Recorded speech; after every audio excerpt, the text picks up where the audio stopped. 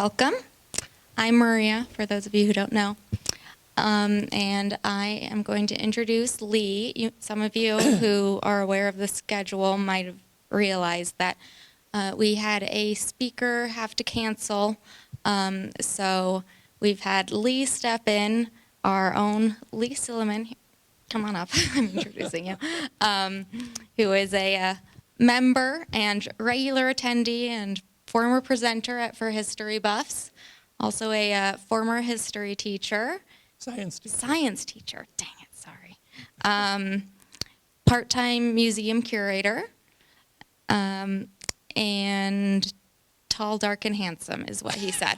So we couldn't print out my resume, and I didn't want to. You don't need to explain it. It's just true. Okay. And then just real quick housekeeping stuff about the handouts that Lee just handed out. First of all is this History Buff schedule for the rest of the year, so July through December. Just real quick, I wanted to say that these were printed today, and I noticed that the person who printed them had mistakenly done it from an old version of the document that didn't have the typos corrected. So we're aware of the typos. The next printing will get rid of those, but sorry. So next month's presentation will be with Lee Frederickson, Mullen Monuments, History and Memory, which is just about after more than half a century after Mullen built his military wagon road, what drove historians and boosters to memorialize him? So that will be next month, last Friday in July, as always. And then Lee will probably tell you about the other handout and everything that's going on there. So I will hand it over and let him start. Thank you. My speaker on? Can people hear the amplification? Is that on? Okay. Oh, wait. Did I turn it off? Oh, no, there we go. It's on. All right. I'll try to speak loud, naturally. Use my teacher voice. So thank you for coming tonight. I'm the substitute. I taught Mali classes, and I prepare a lot of my programs to go with the exhibits. For example, this coordinates with an exhibit of John James Audubon's quadrupeds that I rent out to museums. So while she's turning out the lights, I'll give a brief explanation. One of my traveling exhibits is called These Noble Brutes, and it's in vintage engravings, original engravings, printed mostly in the 1800s that depict the American bison. It's at Travelers Rest State Park in Lolo, 8 miles down the road. It'll be there all summer. So I hope you can enjoy some of that original art that relates to history, since this is a history buff meeting, right? So we'll get started. Here is what I'm going to cover. We're going to first do a very quick biographical sketch of John James Audubon. It'll just hit his high points, because we want to get into the idea of his trip to the West that he had been wanting to do for many years before it actually transpired. Then we're going to go with John James Audubon up the Missouri River, and then we're going to consider the animals that he encountered, because of course he was looking for animals on this trip. And then we're going to talk about the publication of the quadrupeds, which relatively few people know. Just out of curiosity, we all know that John James Audubon was famous for birds. Raise your hand if you knew he did an equal amount of effort, or an almost equal amount of effort, on the mammals or the quadrupeds. One hand there. So you see, this is mostly unknown to people. I call museum curators to try to get them interested in this show, and I'd say well over half of the museum people did not know that Audubon painted basically the mammals. We're going to go on then and discuss the trips of his sons, and then we'll assess his success with this program, and then a short postscript. A little biographical sketch here. He was born in 1875 in what is now the Dominican Republic. He was born to a prominent French sailing captain and a French chamberwoman, and she died not long after his birth. And the father wanted his son to grow up in France, so he took his son, and I don't quite remember how old he was, but he took his son, I think, within a few years, to France, where he lived with a stepmother who treated him very well and loved him and educated him. And at the age of 18, the father did not want John James Audubon to be conscripted into Napoleon's army as cannon fodder. So he shipped his son off to the United States to get him away from Napoleon's grasps. He went to a place called Mill Grove Farm, and nearby was a young lady named Lucy. And can you tell how this story is going to transpire? They fell in love and quickly married. They had two sons, Victor Gifford and John Woodhouse Audubon, who played an important role in the quadruped story.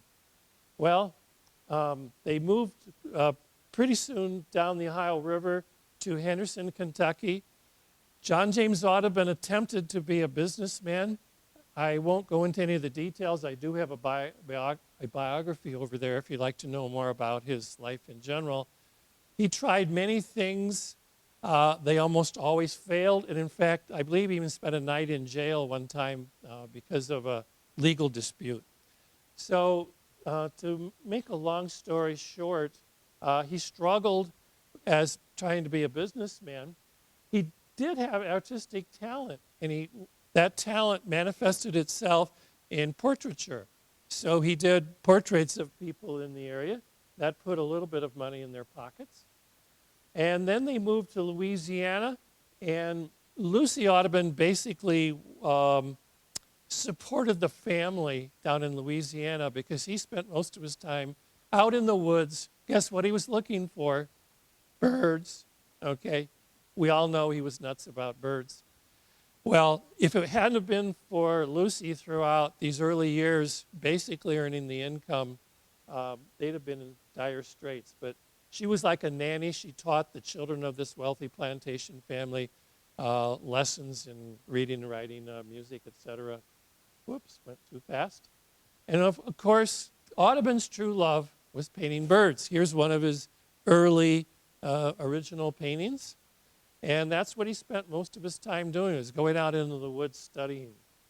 Well, in 1810, he had a very important encounter. A man named Alexander Wilson stopped by because he heard that Audubon liked birds. Mr. Alexander was compiling a compendium of American birds. And I'll show you some pages from that product. Because of Alexander's interest in birds, his tome was really the first illustrated book of American birds. And so he's called the father of ornithology because he was the first. Well, if you know anything about Audubon's art, you'll see this is not Audubon's style right here. Mr. Wilson jammed a lot of pictures of birds onto one page.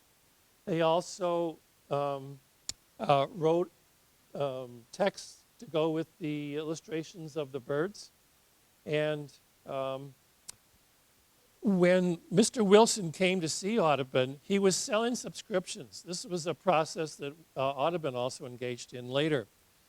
Back in those days, when you were going to do a big project, you didn't do it all at once and then sell it. What you did was create part of it, sell it to somebody through a subscription process, go back and make more of it, come back and give those parts.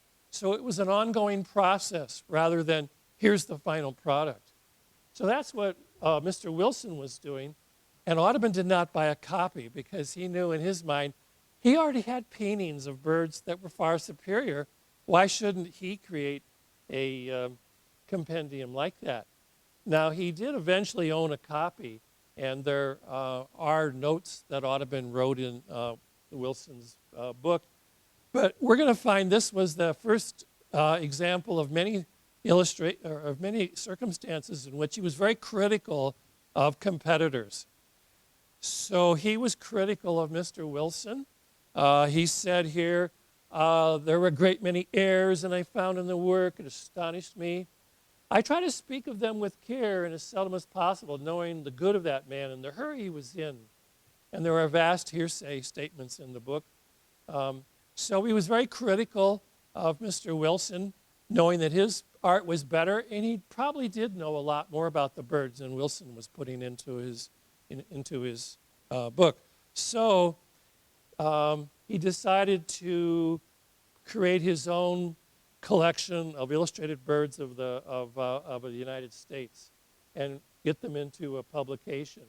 And as we know, he did it very masterfully. But let's go into some of the details. Like here's an illustration then of his famous tome of the Birds of America. They were far superior to, if we want to run back to this kind of a treatment. I mean, look, here's just one species on that picture and one species on that page, showing them eating their food, their environment. So this process of creating the Birds of America took a long time. He first tried to get it published in the United States, and the Wilson crowd did not look favorably upon that. And so he goes to England and he shows his paintings in England, and he's able to engage a British lithographer to create his Birds of America. And it took, if you notice the dates there, you notice it says 1827 to 1838. Notice it took basically 11 or 12 years to create the totality of his big Birds of America. So it was a long process. And of course, it's immensely successful. The birds were life-size, and they all had the backgrounds that were accurate for that species, and they showed them engaging in life, as opposed to just sitting there on the page, you know, like Mr. Wilson had. So it was indeed a vastly superior creation. And this was the happiest time of his life, because he was basking in the glory of such a successful publication. You'll notice I said this was the happiest part of his life. So what does that imply? We shall see. With the funds that he was able to make with his Birds of America, they've purchased a very beautiful set of property in New York, and he named it Minnie's Land. So he was at his zenith then, and here's a painting by his two sons, and there's an engraving from it. This was how art was done in those days. You'd create a painting, and then engravers would make reproductions of it to distribute it. So during this time when he's creating, finishing up the Birds of America, in the back of his mind is he wants to go to the West. I'm not going to read every one of these. I want to kind of move on. But he, in many letters, he spoke of, I would sure love to go to the Rocky Mountains and the West, because he wanted to see more birds and more animals. And so it eventually happened. But let's pause and look at his friendship with the Reverend John Bachman. Not only was he a very respected preacher, he was also a very consummate naturalist. He was one of the honored and well-educated naturalists at that time. And of course, he was very interested in ornithology, as John James Audubon was. And kind of ironically, John James Audubon's two sons married Mr. Bachman's two daughters. So that really drew them together. All righty. And so the Birds of America were basically finished in 1838. So he proposes to Bachman, let's start a new project on the quadrupeds. Because Bachman was aware that there was nothing comparable to the mammals like he had just done to the birds of North America. And for example, Mr. Bachman says that this author, Richard Harlan, did one called Fauna Americana, and he called it pure trash. I happen to have a copy of a book by a man named Goodman, and you can see this isn't going to excite the public like John James Audubon's artwork is going to do. Wouldn't you agree? I'll put this over here on the table so you can see the difference between what was in print back in the early 1800s in America about wildlife and what we know that Audubon is going to create. So the project commences. You might notice here that he had a little bit of a head start because when he did some of his birds, he copied some of the mammals that he'd already put in it. You notice right here, this squirrel is the same as that squirrel right there. So we already had a few mammals already taken. So John James Audubon would start with a painting, usually watercolor. And I say watercolor, that's just like one of the many things he put into it. I won't go into a lot of detail, but he mixed a lot of other mediums and solids and liquids and things to create a very vibrant picture. And this picture would be turned over to an engraver who would then, on a copper plate, recreate the drawing, and then it would be printed, and then it would be hand-colored, usually by women who were hired to hand-color these from a master copy, like usually the original. And so that was the process. So I'm going to run through. And as I said, you know, they would create part of the final product and then deliver those. So for example, what do they pronounce it? A fossicle is, I believe, five engravings were then delivered. They'd collect the money from the subscribers. And it was not easy to gain subscribers because most Americans did not have, in this time period, have a lot of leftover money as for art. You know, it was food, clothing, and shelter. So it was very hard selling subscriptions. And Audubon did spend a lot of time going around begging everybody to buy subscriptions as well as doing the artwork.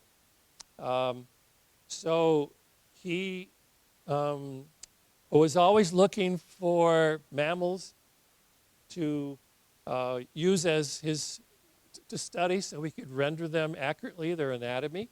So here's an example of a fox that when it was caught, and he was able to get a hold of it to create the engraving. So you do see the difference between his original paintings and engravings. Okay. This particular engraving was very poignant because he did it, he says, during one of the deepest, the days of the deepest sorrow I have felt in my life. He wrote on the back of it, "My only solace was derived from my labor. This morning our beloved daughter-in-law, Eliza, died at 2 o'clock. She is now in heaven, and may God forever bless her soul." So he's already lost a daughter-in-law. Well, he's working on these paintings of mammals, and there are some praiseworthy comments reproduced in the local press. Here's a person that said in one corner he stood the painter's easel and a beaver, and another lay a skin of a panther, and he works, and he has elk antlers hanging on the wall. So he's trying to always draw from nature. He actually puts that on the bottom of every one of his pictures, drawn from nature. And that's a dig against the other artists of the time who were usually just drawing from stuffed animals in a museum. He liked to go out into nature and see them alive, as well as have a dead specimen to refer to. So that's his forte, is trying to draw them from the memory of what they were like when they were alive. So he's dedicating himself to drawing 61 species, or 155 species to occur. And here's another praiseworthy comment. The drawings are finished, are life-size, they're masterpieces in their way, surpassing, if that be possible, in fidelity and brilliance, all that he has done before. That's pretty praiseworthy. I think it's fair to say that his since probably the fact that most of you never knew that he did mammals probably tells you that his greatest strength was drawing the birds of America and not the mammals. But anyway, somebody else says they were beautiful beyond anything they've looked upon when they went to his studio. Oh, and this was really crazy. Few people would venture to put their fingers near the mouth of one of the squirrels for fear of an actual bite. Oh, sure. So, his dream is to go up out west to draw more mammals. So let's look at the details of that. He gathers up some friends. This was a very important friend, Edward Harris, because Edward Harris had money. He actually gave $100 to Audubon to help him get ready for the trip. $100 was a lot of money then. This was like almost 200 years ago. Just to give you an idea what $100 might be like, most food was 5, 6, 7, 8 cents a pound. A pound. So $100 was quite a substantial loan that, or a gift that Mr. Harris gave, and he went on the trip with him. Also accompanying Audubon was an artist named Isaac Sprague.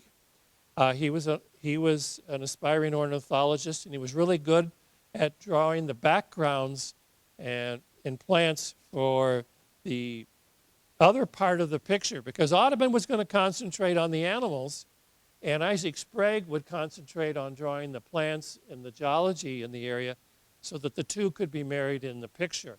But Audubon only wanted to concentrate on the animals themselves. And Mr. Sprague's portrait of Audubon actually was put on a U.S. postage stamp, 22 cents. By the way, your postage is going to go up on July 9th, in case you hadn't heard. So buy your forever stamps before July 9th. My wife and I just went and bought $96 worth of stamps just so we can beat the increase. You can't get ahead. Another man named John Graham Bell came on the trip. He was a taxidermist to stuff the animals that they were going to bring back. And they went to St. Louis, and they had to wait for the outfitting of the Omega steamboat because that was the ship that was going to carry them up the Missouri River. Very interestingly, he almost went on a trip that another artist took.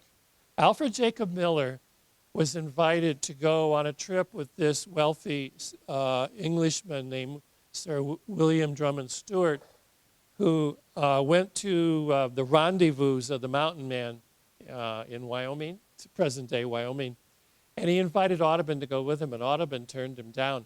But Alfred Jacob Miller was the artist who went with him, and so Mr. Miller, perhaps he's not quite as famous as Audubon, but he's the only artist who witnessed a mountain man rendezvous and created the pictures that depict that. So Mr. Audubon had letters of introduction. This is the way it went. When you were an important person and wanted to get somewhere, if you could bring letters introducing you to other important people, they would pave the way for your way upstream. And indeed, it's thanks to Pierre Chaudot Jr., or Sr. and Jr., that he was able to basically get passage on the Omega. I think it might have even been a free ride, I'm not sure. So while he's there waiting for the Omega to get outfitted, he draws some of the animals in the area. And I think it's interesting. This will show you what I was talking about. Audubon would do the mammal, and Isaac Sprague and others would do the background artwork. And the lithographers would actually have to put it together, as you'll see in some succeeding slides. So these are some of the animals that he painted while he was waiting for the Omega to get ready to depart. So Audubon is not the first artist to go up the Missouri River. In 1832, George Catlin went, and a year after that, Carl Bodmer. And if you know anything about those two artists, they made significant contributions to the art and history of the upper Missouri River culture, landscape, animals, and people. So Audubon was basically the third one to go upstream. And you remember me mentioning that Audubon was critical of Alexander Wilson, the, quote, father of ornithology, who did the first book of birds. Any surprise that he was critical of Catlin? Not in the least. The man-dead mud huts are very far from looking poetical, although Mr. Catlin has tried to render them so. But different travelers have different eyes. That's not the first critique he's going to make. Here's another one. We saw many various cliffs, but not one answering the drawings engraved for Catlin's work. He's irresistibly jealous and critical of all the other artists on the scene. And Audubon shared the fur traders' cultural bias. The Ponicas appear to be very poor and with much greater appetites than friend Catlin describes them to have. Our men, the Indians meaning, are stupid and very superstitious, and they believe the rattles of snakes are a perfect cure for a headache. So he's not only disrespectful of the art of Catlin, he doesn't think much of the Indians either.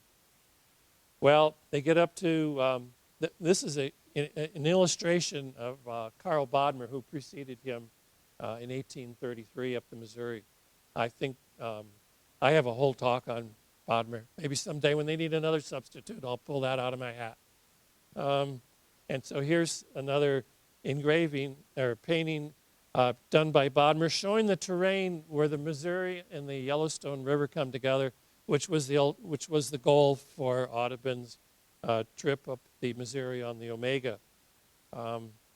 So I'd like to show you some of the other pictures of the mammals of North America done by other artists that came before Audubon.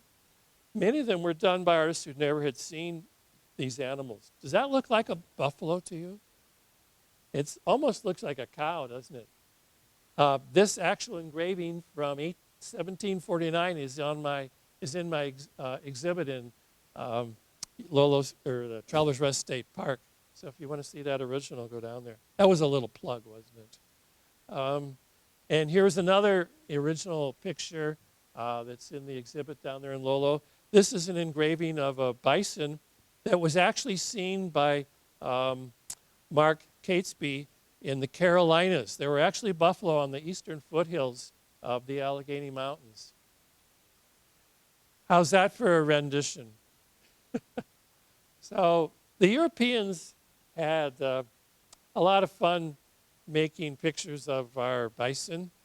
And again, notice there's hardly any background or natural history behind them.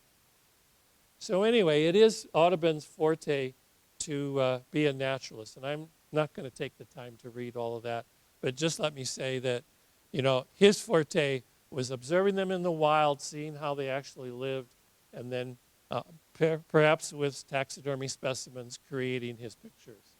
So look at the dynamism of some of these pictures. There's emotion. Quite often there's action. And you get a sense of the terrain that they are in. So he was a master at creating a more lively, vigorous rendition than most of the artists that preceded him. So they finally get going up the Missouri River. One of the great hazards of travel on the Missouri River was having your steamboat hit a snag. Now, I put on this slide set a picture of Joseph Sire, the captain, versus Joseph LaBarge, the pilot. You might wonder, what's the difference between the captain of a steamboat and the pilot?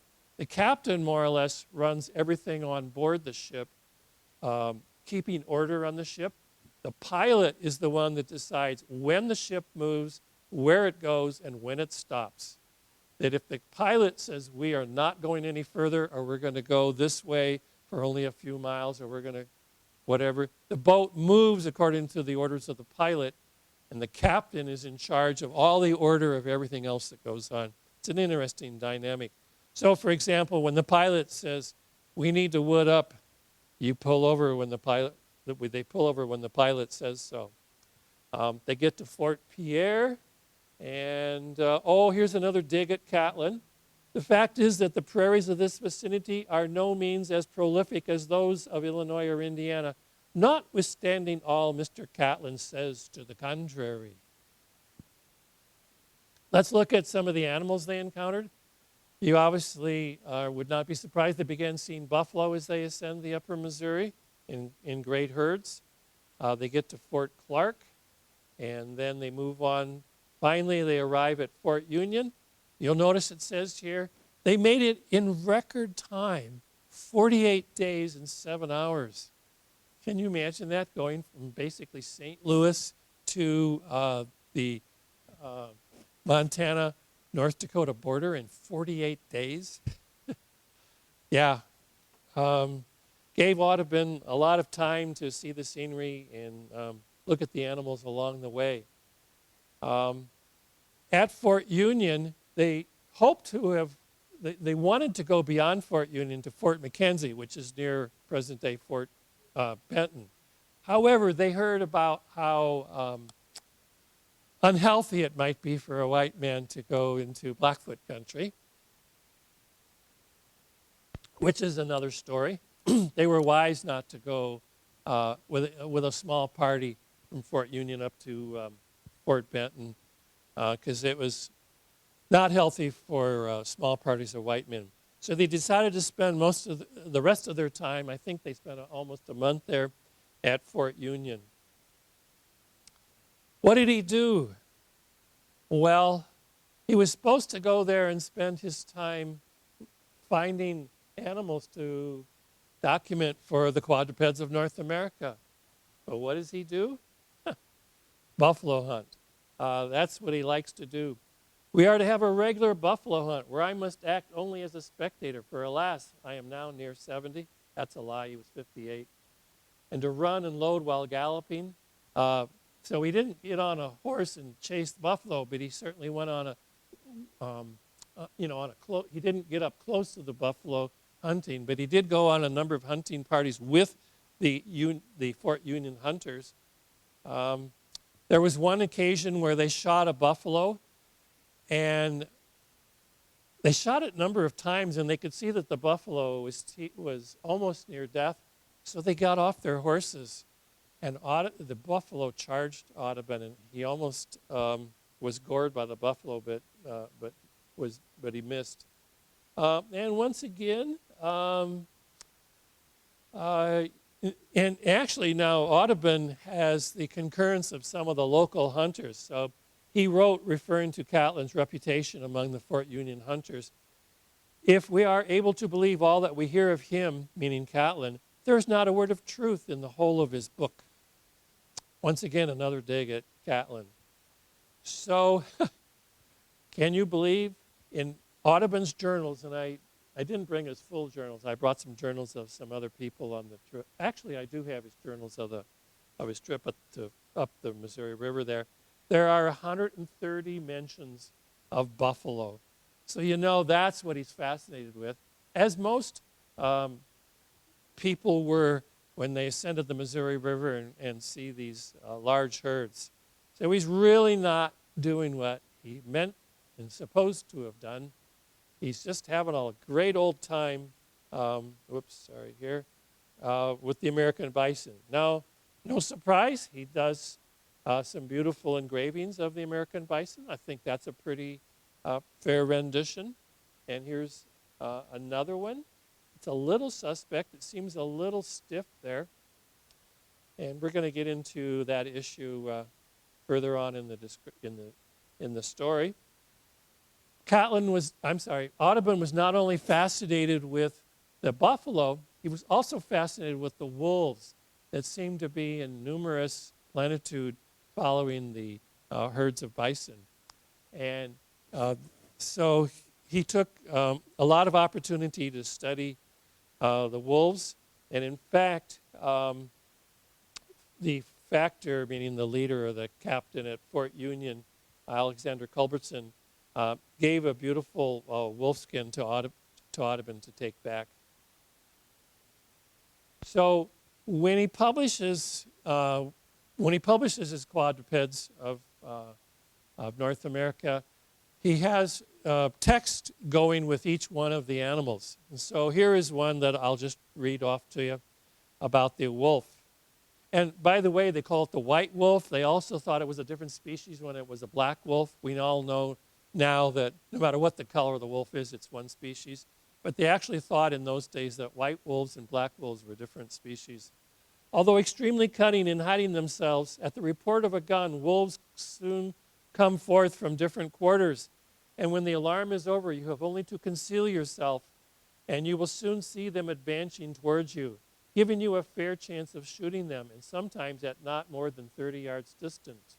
Although they frequently pursue buffalo, etc., to the river, they seldom, if ever, follow them after they take to the water. Their gait and movements are precisely the same as those of the common dog, and their mode of copulating and the number of young brought forth at a litter is about the same. The diversity of their size and color is quite remarkable, no two being quite alike. So this is an example then of when they do publish the quadrupeds of North America, they're going to describe the animal, especially from personal experience, hopefully, that they can. And it's no question why their mode seems to be like that of a dog, because basically the dog is a tamed wolf from way, way back in his historic time. I looked at the Indian dogs, again, with much attention, and was assured that there is much crossbreeding between these dogs and wolves. Isn't that look at the beautiful background there, isn't that neat? Although Audubon bought a badger from an Indian woman at Fort Union and took it back, and he took it to back to New York, it repeatedly tried to escape its confines by chewing and digging. Yes, I would say a badger would be a mean critter to try to haul back several thousand miles in the 1830s. On their return voyage, since he admired the foxes there, he was given a swift fox, a live one, and they actually brought it back live also, along with that badger that you saw there. And there's Audubon's painting of it, and there it is transformed into the print. It is with great pleasure that we introduce this handsome new species. This is the black-footed ferret, which we know is quite rare now. That was a new species.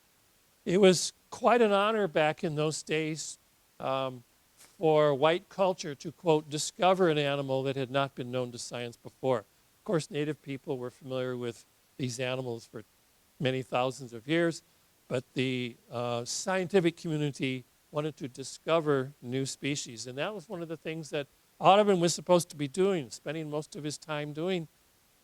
And he did some of it, but as we're going to see, not too much. Here's another species that was a western species that he was able to bring back. Now, here's something interesting I found in reading the journals and the biography. You know, he wants to bring back skins so that he can at least see their coloration. And so he was offering money for skins of the following animals: $10 for a bighorn, $20 for a grizzly, elk, deer, and even a badger. So he knew that he needed to bring more stuff back, and so he was actually offering money. Now, will it be a surprise to you to learn what his true love was on this trip? Shouldn't surprise you. He was fascinated with the new bird species that he was finding. So he was collecting birds on this trip, even though it was supposed to be, devoted basically to quadrupeds. So here is Edward Harris's diary, and he tabulated the number of mammals on the left and the birds on the right. In other words, here's the mammals on the one page, and here's the birds. Mammals here, and birds for the rest of it. You can see what still he's fascinated with is trying to bring back a lot more new bird species. And again, so now he was able to encounter 48 quadrupeds or mammals, but look, he was fascinated with recording 292 birds. Now this doesn't mean different species. This means, how many sightings or skins they brought back. He did add the Bell Vireo to his octavo edition of Birds of America. In other words, he still had one more edition. I'll get to that here. He was still printing some more editions of his Birds of America. So he was adding some of the birds he was discovering on his trip up the Missouri River, and that's one of them. Did I pronounce that wrong? How do you pronounce that bird's name? Does anybody know? We have a birder here? Okay. So there were other new species in this final edition of Birds of America that he found on his trip west. There's 3 of them. They also brought back Indian artifacts, incidentally. They decided not to include non-mammals. So they decided not to have bats or aquatic mammals. It was mostly, they decided to call it the viviparous quadrupeds. And viviparous means live birth so in other words, no animal that comes out of an egg can be incorporated into their tome. All right, Audubon did not include the wild horse in his quadrupeds, although he actually owned a wild horse that had been captured and brought back from the headwaters of the Arkansas River in present-day Colorado. But for some reason, they didn't want to include the horse as one of the wild quadrupeds of North America. Well, he's getting older. His sons were anxious about their father until his return. They felt that he was too old for such arduous journey, but he was determined to go, and his safe return ended all alarm. So they're aware that at the age of 58, his health is beginning to fail. And in fact, not long after he returns, John Bachman is visibly displeased concerning the very few amount of new species and information that he's brought back. Bachman realizes this was mostly a lark for Audubon and a trip to see more birds. Bachman was pretty angry at how at the cost and length and the time and the investment that Audubon put into this trip, how little was the returns. It strained the relationship a lot. And even John says, I fear that I have not more than 3 or 4 new species to add to the list that was already known to Western science. So let's talk about the production of this book now. He starts painting a lot when he gets back, but let's look at how it's done. Remember I said Audubon paints the animals, and other people, like Isaac Sprague or even other artists, he had some of his relatives help him, would paint the background information, and then the lithographer would put them together into the picture. See that?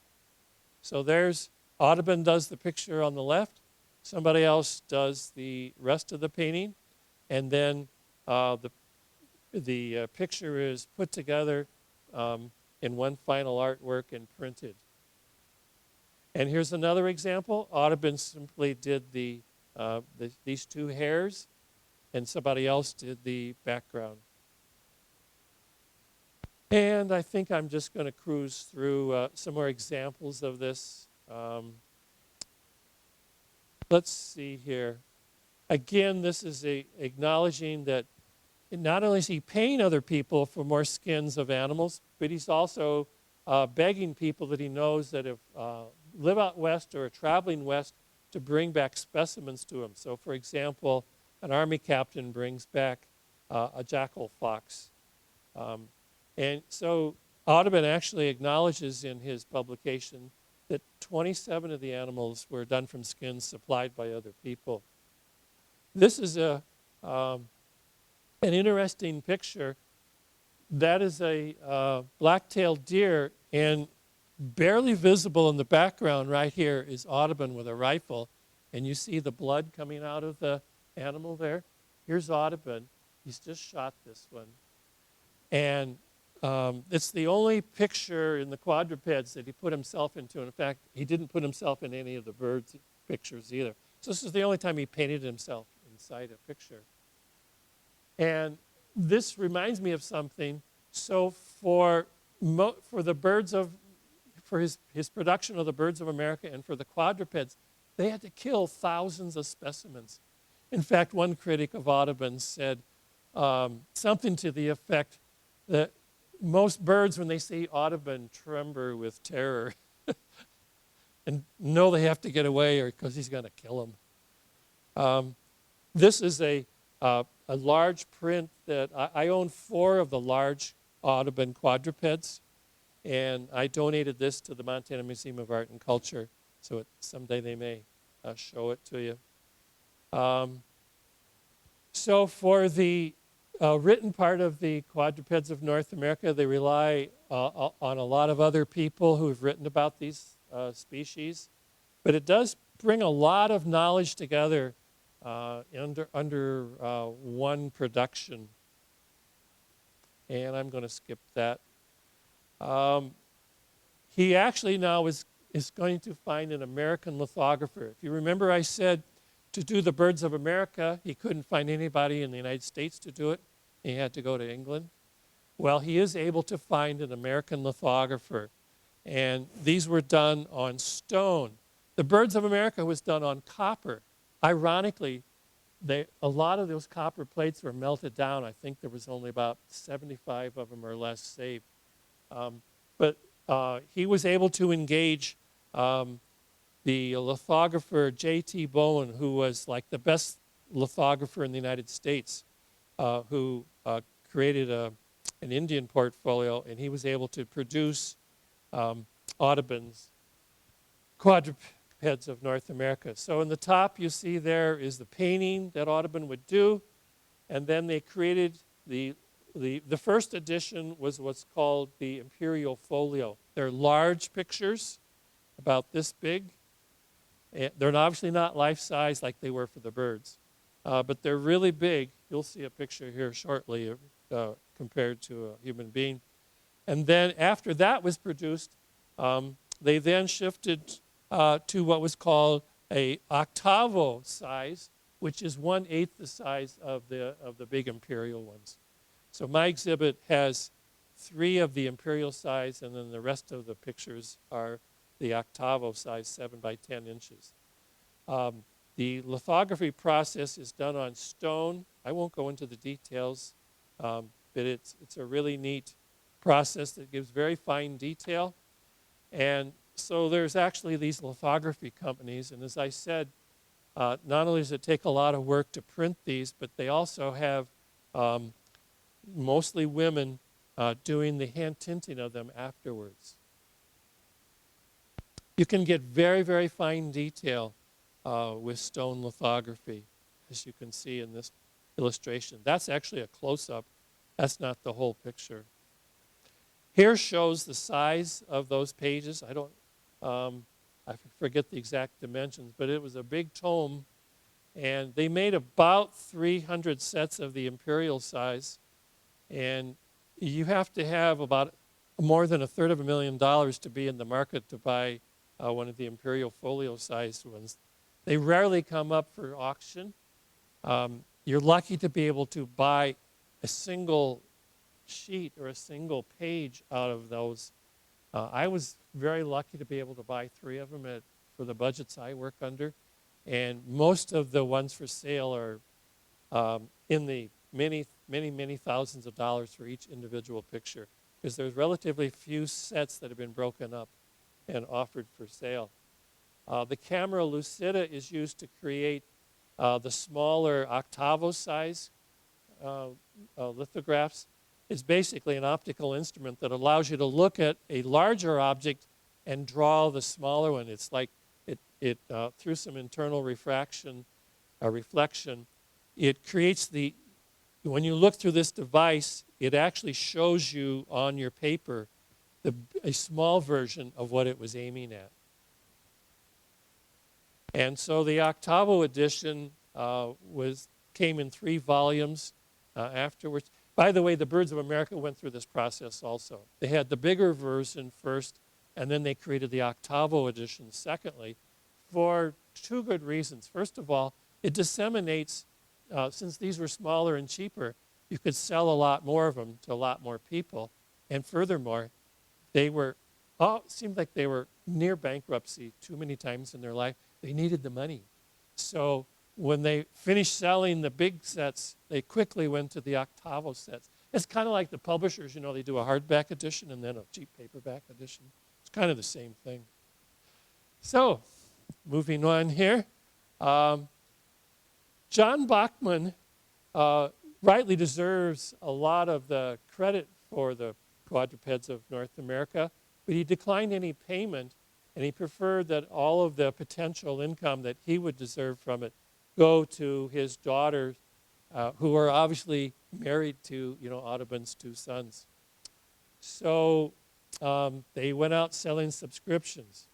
Well, Audubon, when he got back, he got back in 1843, his health began to decline. And here's some quotations by his granddaughter. Grandfather, of course, the journals kept by grandfather ended in 1847 when he lost his mind. He's beginning to go senile. And John Bachman said, his is indeed a most sad and melancholy case. The outlines of his countenance and his general robust form are there, but the mind is all in ruins. This is only 5 years after he gets back. So, about half the pictures in the quadrupeds of North America had to be finished by his 2 sons. And this has caused a lot of consternation in the art world, because when John James Audubon did the artwork, he put "Drawn from Nature" by J.J. Audubon. And the pictures done by his son, John Woodhouse Audubon, and all it says is "Drawn from Nature" by J.W. Audubon. The W tells you his son did it, as opposed to the J, John James Audubon. And they're not even sure if those are truthful, if some of the J.J. Audubon pictures were done by the son Woodhouse. It's hard to tell. But anyway, the son, he goes to Texas during the California Gold Rush to get more species from the Southwest, because obviously going up the Missouri River isn't going to show you the animals that you can find in the American Southwest particularly. So son Woodhouse basically joins a 49 Gold Rush crew going from Texas to California on the southern route. And that thing did produce some species, as we'll see, but there was a very unfortunate circumstance. Woodhouse's 200 sketches were on a boat that sank on the way back to the East Coast. But that did not deter him. From memory, Woodhouse was able to create some really beautiful imagery of the animals he did see. The red Texan wolf, by the way, which is almost extinct. They're undergoing a preservation process to keep them from going extinct. The ocelot or leopard, the jaguar. Well, the cougar was also known all over the United States. But anyway, so father and son really are the authors of the quadrupeds of North America. All right, let's assess this. Some people praised it extensively. Like this man here, Charles W. Weber, who was a friend and a Westerner, a support. Well, he wasn't a Westerner, but he'd gone out west and written his own adventure stories. John James Audubon said, I have no very particular desire to embark as deep in the cause of science as the great Humboldt has done, simply because I am both too poor and too incompetent. That's his way of saying, I'm not a scientist, I'm an artist. And who do we know today? Can any of you name some of the scientists of those days? No, but you all remember Audubon as a man who created the artwork that preserved the birds and somewhat the mammals. So we know his heart was with the birds, but he still did a pretty decent job. He's criticized by the scientific world. Mr. Audubon is confessedly only a field naturalist and not a scientific one. In other words, only the men in the ivory towers who could look at the dead skins and describe it in great detail considered themselves as the arbiter of science. Mr. Swainson is another naturalist. He can shoot a bird and preserve it and make it live again, as it were, upon canvas, but he cannot describe it in scientific terms, and therefore is perfectly intelligible, and therefore it lacks being perfectly intelligible. Anyway, he's very critical because Audubon can't write a scientific description of it.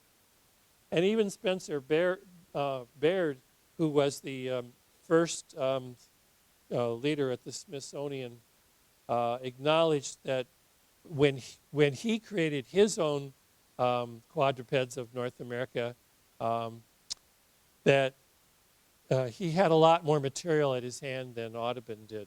So these are kind of backhanded slaps at him. However, the modern art world still considers his artwork to be very valuable. Ron Tyler, who is the director of the Amon Carter Museum in Fort Worth, Texas, one of the premier museums of American Western art, has praised it. He says it would be his last book and a spectacular success, both for the printing arts in America and for Americans who recognize this significant artistic and natural history publication as a, quote, great national work. And Sarah Bohm said the final product resulted from the combined work of Audubon, his sons, and his printmakers, and in the end, the beauty of the work is greater than the sum of his parts. And that lady wrote the very best book. I'd like for you to, when the lights are on and we're done here, here is the one book that Sarah Bohm wrote on John James Audubon in the West that I got a lot of my information from. And I do have a modern edition. There's many editions through the decades of reproducing his quadrupeds, but here is like the newest and most beautiful one. So feel free afterwards to come over and take a look. And I do have some of the journals there.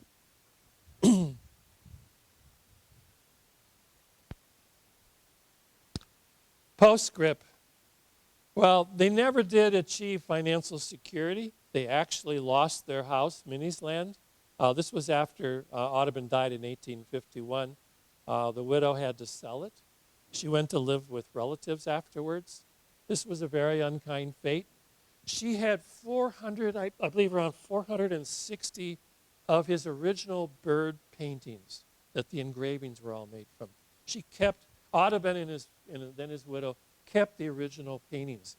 She tried to sell them and could only get the New York Historical Society to buy all 460 or 70 some of his original paintings for $4,000. I calculated that out to about $8 and some cents a piece. Now, I would dare say that an original Audubon painting, if there's any few out there that ever get on the market, would sell for perhaps in the millions. Even a copy, a full edition of the Birds of America, I believe the last time it sold at auction went for $8 million. That is the whole, collection of almost 460 or 70 of the engravings, not the originals. The originals are at the New York Historical Society of his birds, and they only show a handful of them at a time, and it's very, very infrequent. His original watercolors, paintings for the birds or for the quadrupeds of North America are scattered, and there's no one place where you can go to see them all. I've never seen an original from it. So this is a triumphant story, but it also has somewhat of a sad ending considering their financial destitution. Both sons died before Lucy died. So her husband and 2 sons are deceased, and she lives into old age on the generosity of her relatives. But we have his magnificent art of the birds and the mammals of America to remind us of the glories of the animal life that used to be wild and free here. So I finished in less than an hour, as I told myself I would and told my wife I would.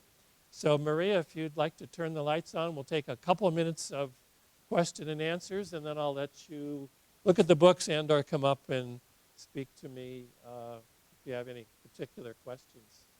So we'll entertain a few if you have any. What happened to the guy who painted backgrounds? I do not know. He faded into the backdrop of history. Was he paid to do that? I'm not sure. Audubon also had relatives. I think a sister-in-law also painted some of the backgrounds in the Birds of America, and she might have done some of those in the quadrupeds. But I think the 2 sons did a lot of the backgrounds for the quadrupeds project.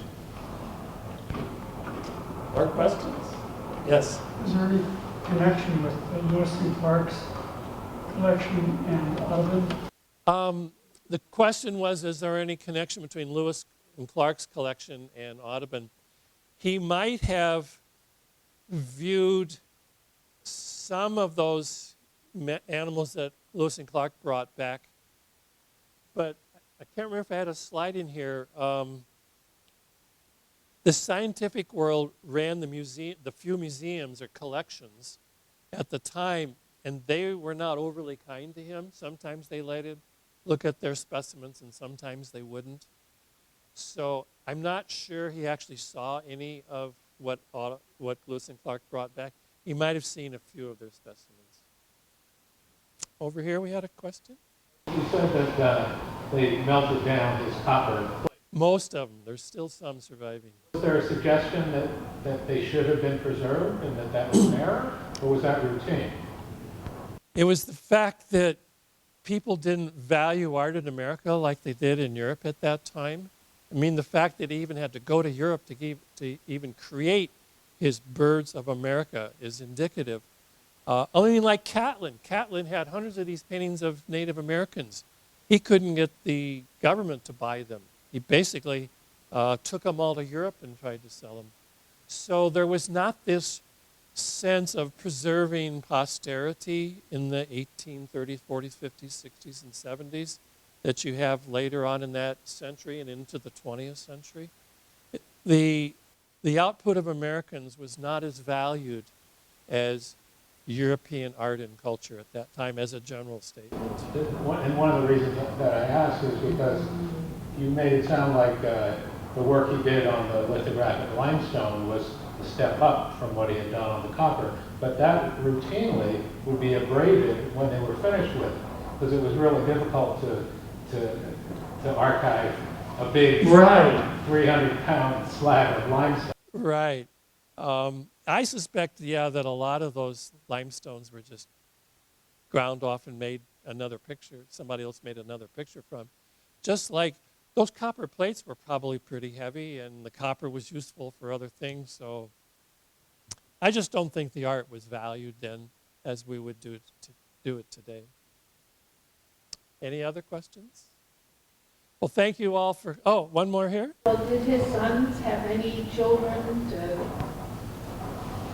Yes, because there was at least a granddaughter. I can't remember. I'm pretty sure there was more than one grandchild. If you look in the index of the book, I think you'll find his biography. I think you'll find the grandchildren listed. But anyway, thank you very much for coming, and be sure to come up to the table and look through some of that. And thank you very much for your attention. I enjoyed doing it.